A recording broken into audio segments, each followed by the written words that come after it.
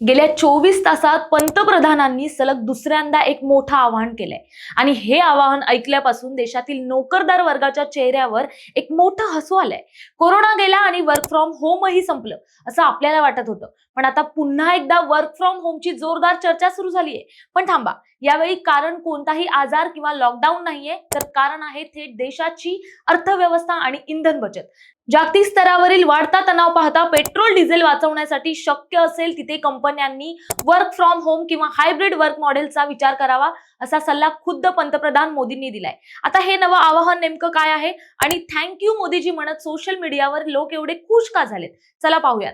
पंतप्रधानांनी सर्वांना petrol diesel आणि गॅसचा वापर जपून करण्याचा सल्ला दिलाय. आजच्या घडीला इंधन वाचवणं ही केवळ पर्यावरणाची गरज राहिलेली नाही, तर ती थेट आपल्या देशाच्या आर्थिक स्थैर्याशी जोडली गेलेली आहे.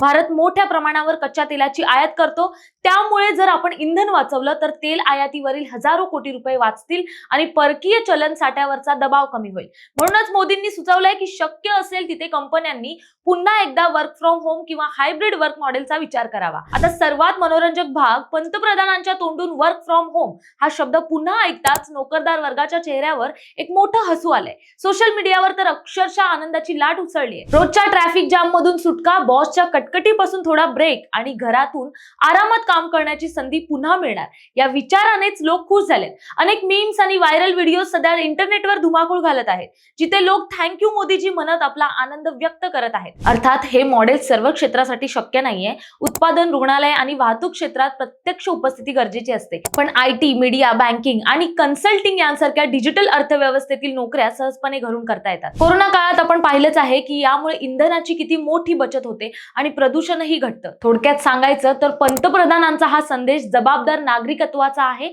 एकीकडे देशाच्या अर्थव्यवस्थेला फायदा आणि दुसरीकडे कर्मचाऱ्यांची ट्रॅफिक मधून सुटका, हा खरोखरच एक विन विन फॉर्म्युला आहे. आता कंपन्या यावर काय निर्णय घेतात हे पाहणं उत्सुकतेचं ठरेल. तुमचं या वर्क फ्रॉम होमच्या आवाहनावर काय मत आहे? तुम्हाला पुन्हा घरून काम करायला आवडेल का? कमेंट्स मध्ये नक्की सांगा. धन्यवाद.